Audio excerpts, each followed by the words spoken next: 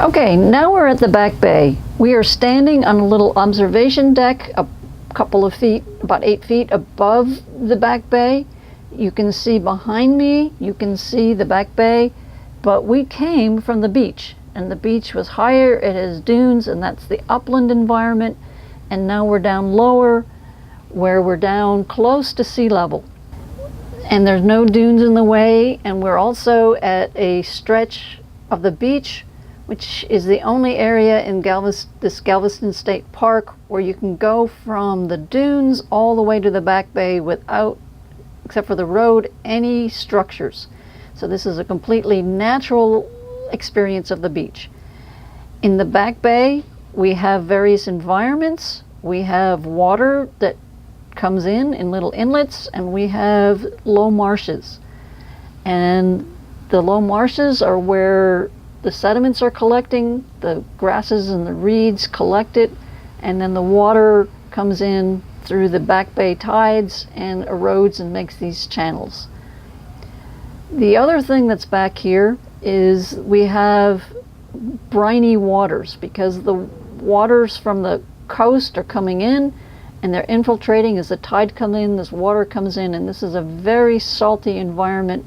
It's a very quiet environment, and it has a very different sedimentation. Now we're west, and you can see again another inlet, but you can also see a sandy area where sand has washed over probably in storms into the area, and we're looking out at another one of these environments. One of the other features you can see here is that there are areas where there's vegetation and there are areas where they're not.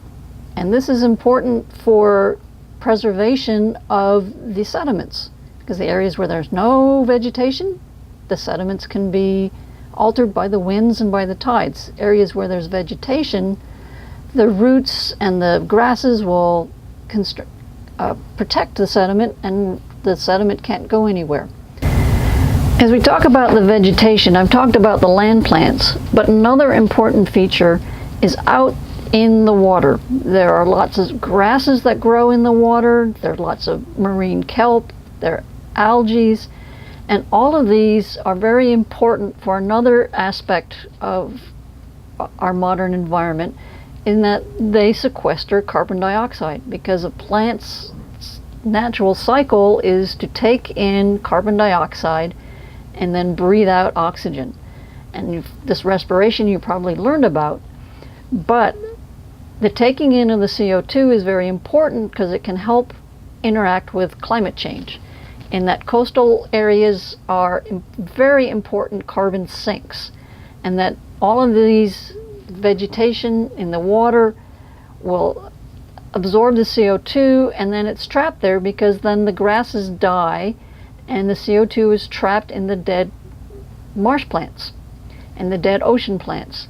And there's some say that these marshes, these estuarine environments, trap more CO2 than the forests. And so that preserving the beach and preserving especially this back bay area that's so rich in plant life is very important for the global carbon cycle. Another important feature out here is these mounds. These mounds you can see out there are where they tried to build round concrete structures that they thought oysters would live on. And so they built the round structures, but instead they act as sediment traps, because the round area, the sediment comes in and the water is quieter in there. There's nothing to hold the clay in suspension anymore, and the clay settles out. And instead of making a nice place for oysters, it's a nice place to collect the sediment, and they filled up, and now they're mounds of vegetation. So oyster reef preservation didn't work, but it is a way to show how sediment dynamics works in the back bay. In that quiet areas, you get the sediments settling out. Often on these field trips, if the weather is good and the conditions are right, I like to take trips to see what's out in the marsh itself. Here we are in the marsh, and you can see that it's black, it's hard, it's dried up. Oh, and look there, there's an area where a crab has dug up the area. They live down in these holes, and they take out the sediment. You can see over on the left side that I just pointed to little mud balls that they've collected. These crabs, as you can see, have dug up lots of sand, and the sand has a different grain size and different composition from the mud balls. If you look closely, the mud balls are just organic matter, and the clay and the sand the crab has dug up is more sandy.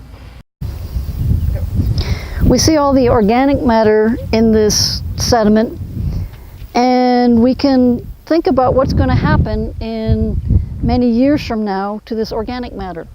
If more sediment gets added on top of here and get more and more layers and bury it, this organic matter will turn into oil. Just to get another glimpse of this organic rich material, if you reach down, most students don't like to do this, but you can dig a little bit and you can see that it is very, very dark, and that is all the decayed organic matter that is turning this. It's the same sediment that was out in the beach, but now it is filled with organic matter that turns it black. And in some places here, I've never seen this when I've taken field trips in the winter, but can you see the shiny on the surface here? That is a little bit of organic oil that just forms on the surface. You see it on my finger? You can see the shiny little bit of oil, because organic matter, as it decays, will naturally form organic acids, which are the precursors to oil. This, if you want a little biology, this plant here, if you notice down at the bottom, all the leaves are yellow. And the way this plant grows is it sacrifices leaves that are the yellow ones. Those will die, and those are the ones that hold the salt. And so the plant picks up water and puts all the salt in these bottom leaves that then turn yellow, and when they're filled with salt, they die, and you see them on the ground, and that gives water. These then filter the water for the rest of the plant. So that is one adaptation to growing the salt. The other adaptation is these grasses. What they do is they will suck up the water, and the water will evaporate here, and we can't see it right now, but oftentimes you see then salt crystals that are precipitated out of the water, leaving the water behind. And so that's how these grasses survive here, in that they actually secrete the salt instead of having it filtered through a leaf.